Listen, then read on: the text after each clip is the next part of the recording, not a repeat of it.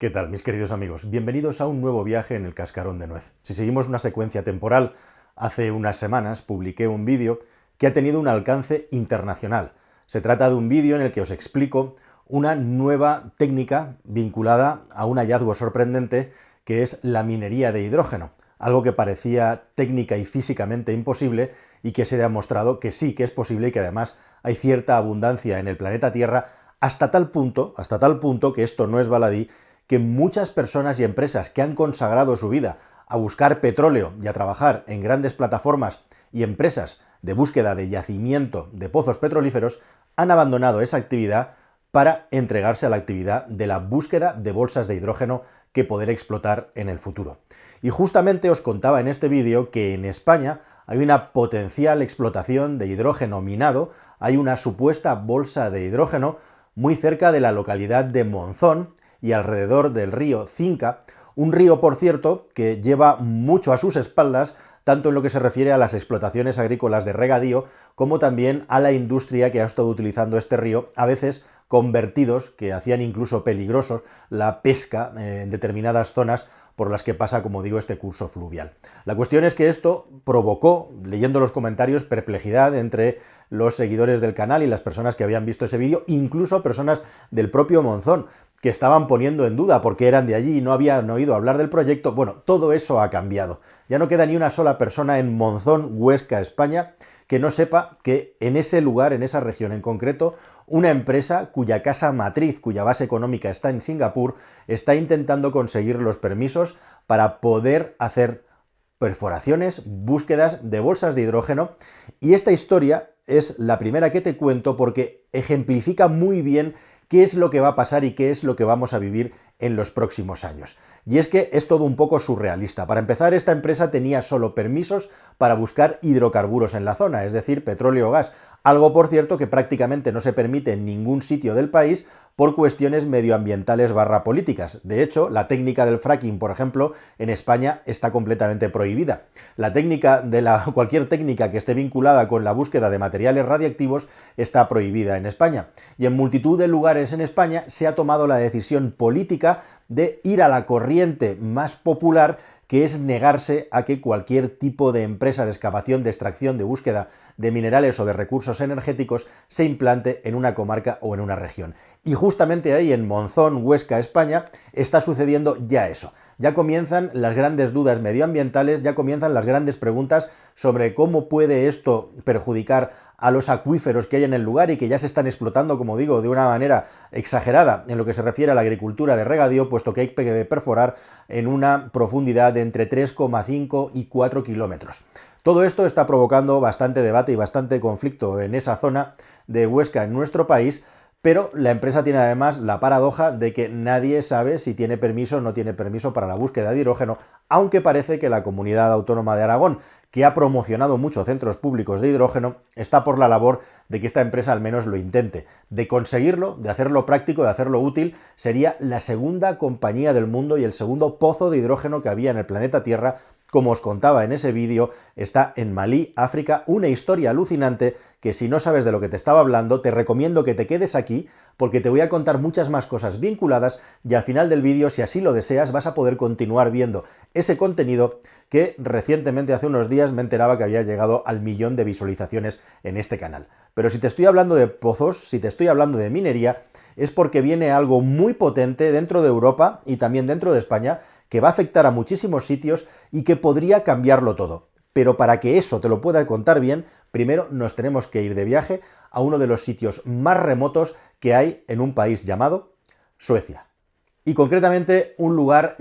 conocido como Per Geijer, algo que nadie había conocido ni habría oído en su vida si no fuera porque una empresa minera muy importante de ese país, ya sabéis que Suecia tiene algunos de los grandes monstruos de la minería en Europa, hemos hablado también de eso aquí en el Cascarón de Nuez, y en España lo hemos sufrido y de qué manera con el asunto de la famosa mina de Aznalcóllar. Bueno, pues una empresa minera de ese país ha encontrado un yacimiento en el que se supone que hay estimados nada menos que 1.000.000 de toneladas de tierras raras. Y ojo, porque lo que es el perimetrado del yacimiento todavía no está terminado, es decir, todavía siguen buscando alrededor para ir ampliando el perímetro donde conseguir este material, o mejor dicho, estos materiales, estos minerales tan preciados. Tan preciados porque están vinculados con los sectores económicos estratégicos y más pujantes que hay ahora mismo a lo largo y ancho del planeta Tierra. Son 17 los principales, y la cuestión es que los puedes encontrar en cualquier lugar del mundo,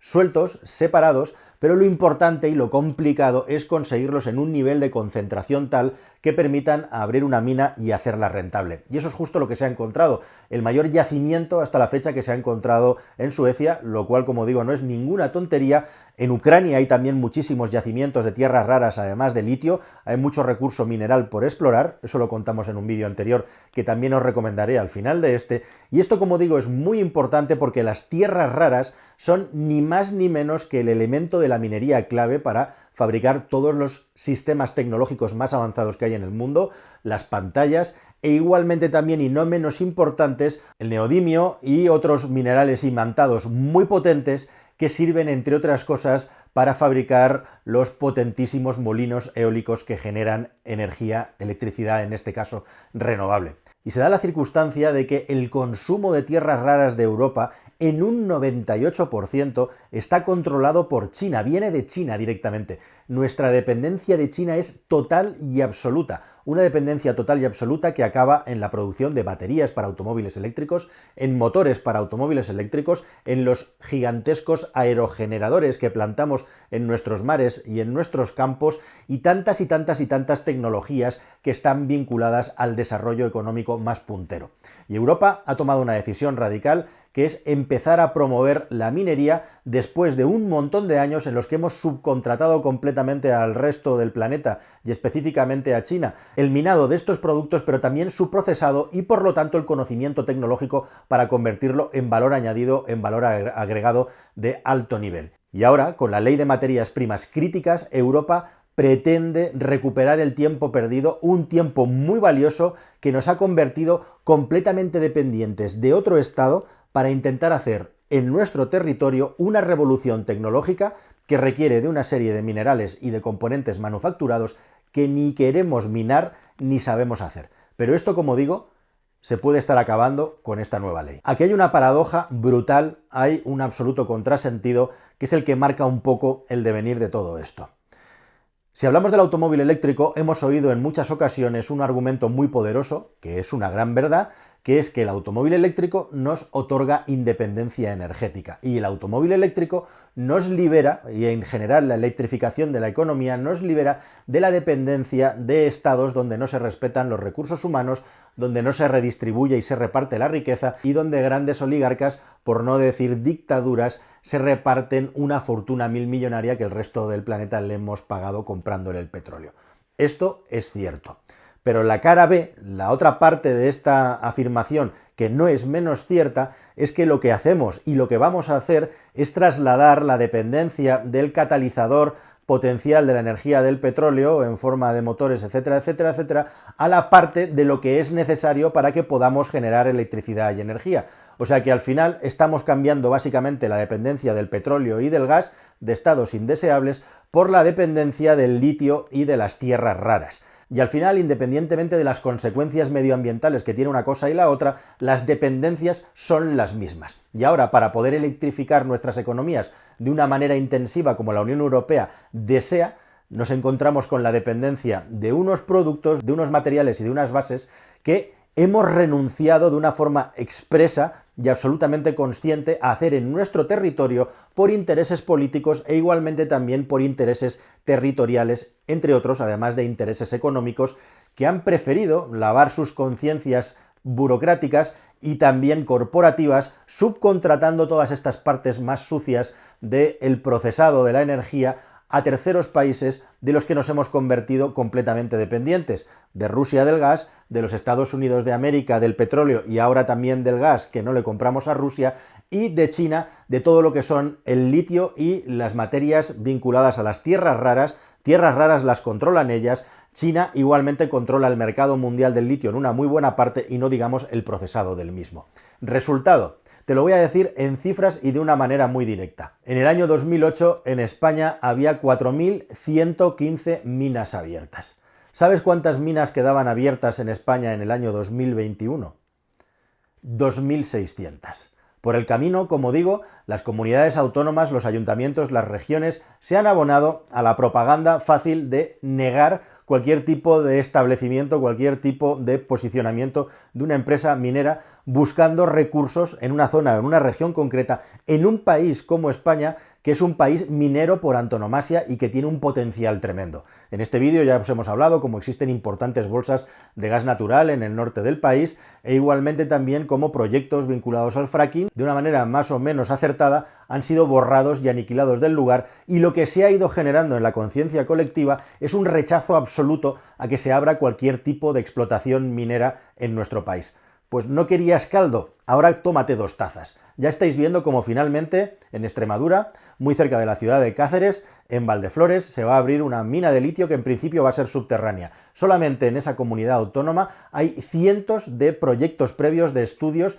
para encontrar litio y abrir minas de litio que, por cierto, el país vecino, Portugal, ya está abriendo. Búsqueda de uranio, en España está prohibida, pero probablemente se va a volver a abrir. Tierras raras, en Matamulas, en la provincia de Ciudad Real, en España, se encontró un yacimiento de 30.000 toneladas como mínimo de tierras raras que una sentencia del Tribunal Superior de Justicia de la Comunidad Autónoma de Castilla-La Mancha, la tierra de Don Quijote, negó que se pudiera poner en marcha, aunque ahora ha habido un reculado parcial y se va a revalorar el estudio de impacto medioambiental con un nuevo proyecto que la empresa minera va a poner en marcha. Y todas y cada una de estas bases minerales que sirven para fabricar tierras raras y para todos estos materiales, al final, y aquí está la paradoja, van a ser impuestas por la Unión Europea, que si existe la viabilidad, si existe el impacto medioambiental positivo, van a tener que abrirse a la fuerza. Así que hacia lo que vamos es que efectivamente nuestra independencia energética va a tener un precio.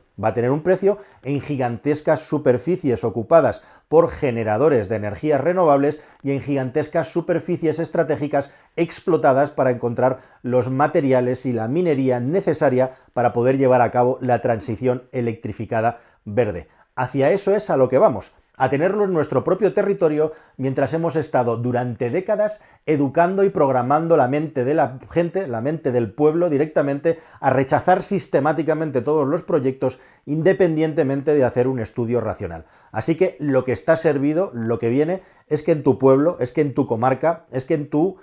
provincia o tu comunidad autónoma comiencen a extenderse los conflictos, los enfrentamientos y las luchas por frenar estos proyectos y por buscar un mundo alternativo, un mundo mejor, que básicamente viene de que todos queremos dormir calentitos y que se encienda la luz cuando pulsamos el interruptor, pero nadie, ninguno, está dispuesto a pagar el precio porque nos han hecho crecer pensando que la energía y la disponibilidad de la misma era infinita, y cuando nos hemos dado cuenta o cuando vamos a darnos cuenta de qué es lo que nos cuesta, pues nos encontramos con un eslogan desde la palestra de los premios Goya hasta la última de las aldeas de nuestro país. Actualmente, con los proyectos y las leyes que hay asociadas a esos proyectos, una mina, por ejemplo, como la gigantesca mina de tierras raras, que los suecos están encantados de explotar, llevaría entre 15 y 20 años de tiempo poder poner en marcha en su totalidad por la lentitud y lo complejo de los procesos burocráticos y de estudio medioambiental que tiene la normativa europea. Esto, como digo, se va a cambiar de un plumazo,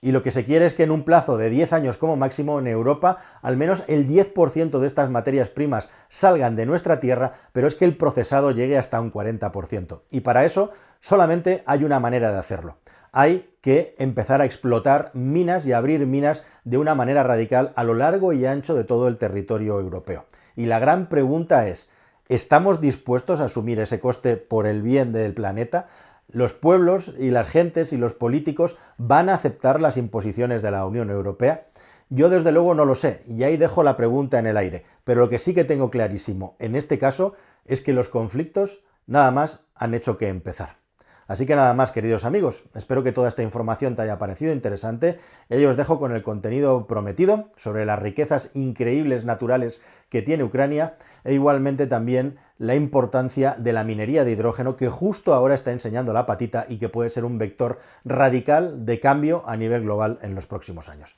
Hasta el siguiente vídeo, amigos. Adiós.